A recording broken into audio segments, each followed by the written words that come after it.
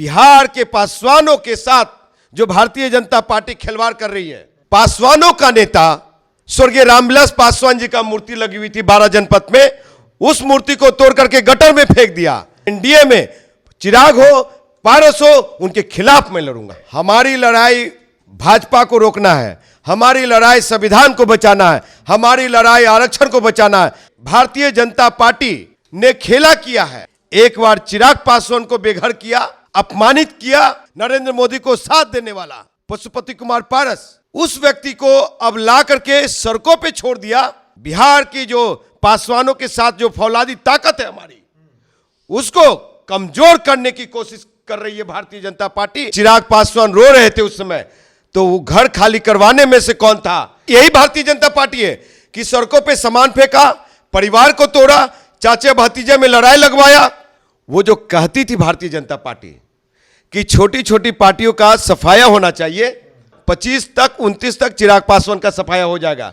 नरेंद्र मोदी के जो 400 के पार अभियान है, उस अभियान को रोकना है। चाचा भतीजे की लड़ाई से हमको कोई लेना देना नहीं है। ये आनंद हेगड़े ने खुलेआम बयान दिया, स्टेटमेंट दिया, भारत के संविधान बदलने के लिए 400 के पार चाहिए। हमारी लड़ाई हाजीपुर में ये एनडीए गठबंधन से है। ऐसे सहयोगी नेताओं को, पार्टियों को हराना होगा, तभी संविधान सुरक्षित रह पाएगा, तभी हम संविधान को बचा पाएंगे। और यही चिराग पासवान है जो खुलेआम 12 अप्रैल 2016 को कहा, सदन में कहा कि समृद्ध दलितों को आरक्षण छोड़ देना चाहिए। आदित्यनाथ योगी तैयार हो रहा है, अमित शाह तैयार हो रहा है, उस फैक्ट्री की दुकानदारी बंद करनी होगी। कि कोई भी सिटिंग एमएलए या एमपी होता है, आप उसकी ताकत को अगर कम आंकते हैं तो आपसे बड़ा बेवकूफ कोई नहीं है। एनडीए उम्मीदवार का, गठबंधन के उम्मीदवार को 1 लाख वोट से हार होगी।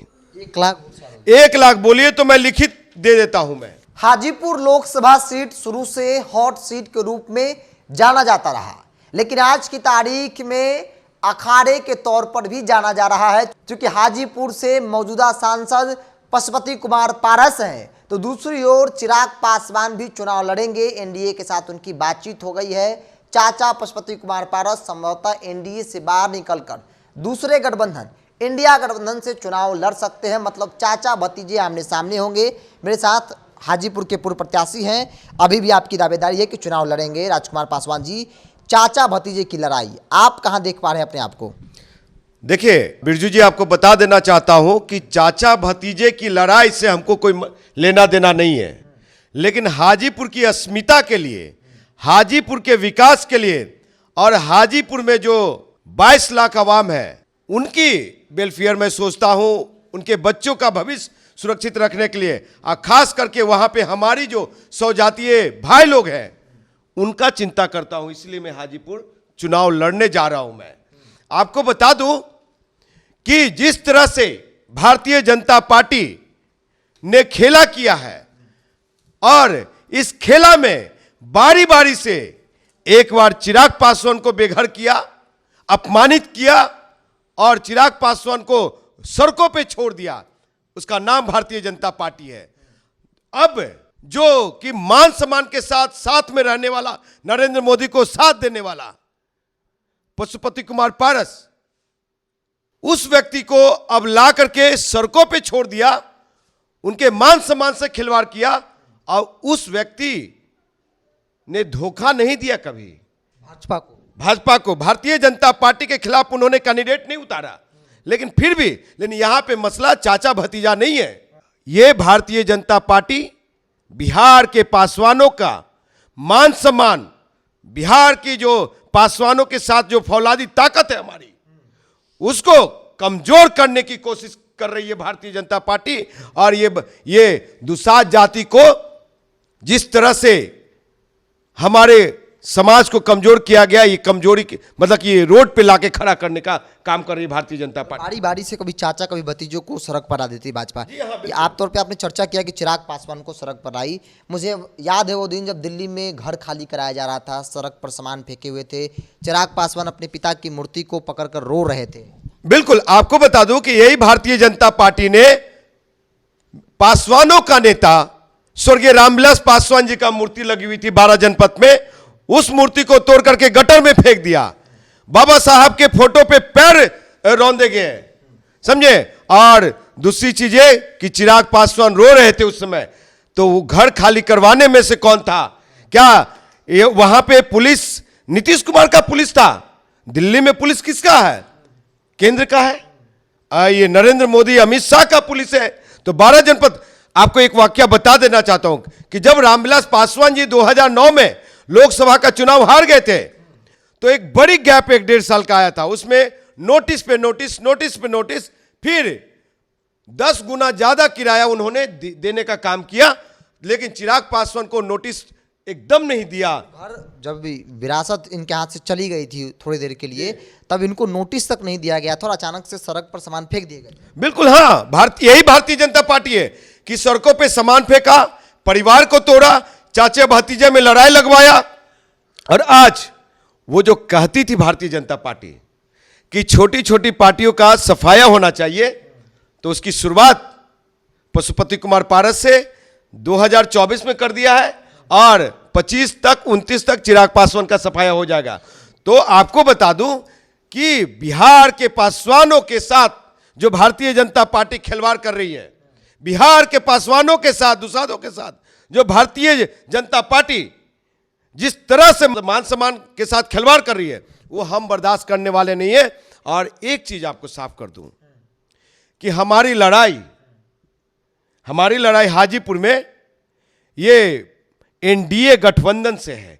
भारतीय जनता पार्टी के रथ को रोकना है। नरेंद्र मोदी के जो 400 के पार अभियान है, उस अभियान को रोकना है। आपको बता दूं कि उसमें चाचा हो या चिराग हो, साहब, ये भारतीय जनता पार्टी आज हमारा बाबा साहब का दिए हुए संविधान को बदलना चाहती है। और जैसा कि आपके चैनल के माध्यम से और भी चैनलों के माध्यम से पता चला कि अनंत हेगड़े ने खुलेआम बयान दिया, स्टेटमेंट दिया कि भारत के संविधान बदलने के लिए 400 के पार चाहिए। तो उस 400 के पार के में सहयोगी पार्टी कौन है? लोक जनशक्ति पार्टी रामविलास। ऐसे सहयोगी नेताओं को, पार्टियों को हराना होगा, तभी संविधान सुरक्षित रह पाएगा, तभी हम संविधान को बचा पाएंगे। नहीं तो ये लोग साहब संविधान खत्म करवा देगा, आरक्षण खत्म करवा देगा। और यही चिराग पासवान है जो खुलेआम 12 अप्रैल 2016 को कहा, सदन में कहा कि समृद्ध दलितों को आरक्षण छोड़ देना चाहिए, 12 जातियों को एसी में शामिल करने की बात करता है। तो साहब ये कौन सी राजनीति चिराग पासवान कर रहे हैं? और हाजीपुर में मेरी लड़ाई एनडीए गठबंधन से है।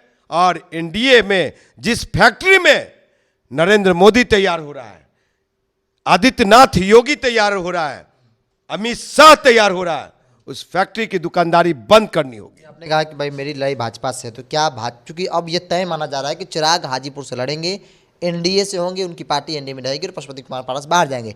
पशुपति कुमार पारस को लेकर चर्चा है कि वो आरजेडी गठबंधन में, इंडिया गठबंधन में चुनाव लड़ेंगे और हाजीपुर से उम्मीदवार होंगे। तो क्या इंजीनियर राजकुमार पासवान भाजपा से लड़ने के लिए पारस के साथ आएंगे, यह माना जाए? देखिए, हमारी लड़ाई भाजपा को रोकना है, हमारी लड़ाई संविधान को बचाना है, हमारी लड़ाई आरक्षण को बचाना है, हमारी लड़ाई गरीब शोषित वंचितों के हक अधिकार के लिए लड़ रहे हैं। तो उस मुहिम में वो चाचा हो, भतीजा हो, साथ आएंगे तो उनका स्वागत है, नहीं आएंगे तो लड़िए। और हमारी लड़ाई भारतीय जनता पार्टी एनडीए के साथ है। एनडीए में चिराग हो, पारस हो, उनके खिलाफ मैं लड़ूंगा। मैं पारस जी को वोट मिलेगा? क्योंकि आप भी हाजीपुर घूमते हैं, हाजीपुर से सांसद पशुपति कुमार पारस है, कहा जा रहा है कि पशुपति कुमार पारस के पास वोट नहीं है, क्या लगता है कि वोट मिलेगा उनको? देखिए, आपको मैं बता देना चाहता हूं बिरजू जी, और आपके चैनल के माध्यम से आवाम को, जनता को बताना चाहता हूं कि कोई भी सिटिंग एमएलए या एमपी होता है, आप उसकी ताकत को अगर कम आंकते हैं तो आपसे बड़ा बेवकूफ कोई नहीं है। तो हम किसी को हल्के में नहीं लेते हैं। और रही बातें कि इस बार हाजीपुर संसदीय क्षेत्र लोकसभा में एनडीए उम्मीदवार का, गठबंधन के उम्मीदवार को 1 लाख वोट से हार होगी। 1 लाख? 1 लाख बोलिए तो मैं लिखित दे देता हूं, मैं लिख के दे दूंगा, उसमें चिराग हो चाहे और भी कोई हो, और मैं हराऊंगा। पारस जी को आप हल्के में नहीं ले रहे हैं। कैसे लेंगे भाई हल्के में?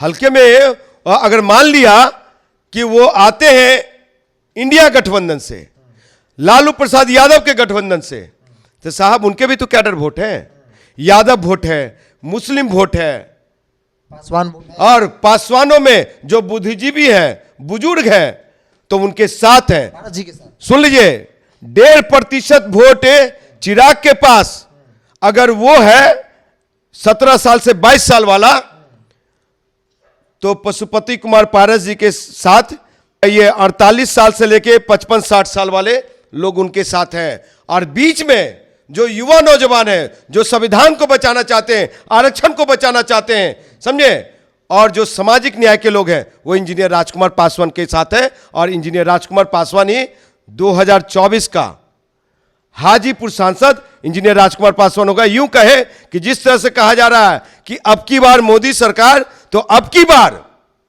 की बार हाजीपुर सांसद इंजीनियर राजकुमार।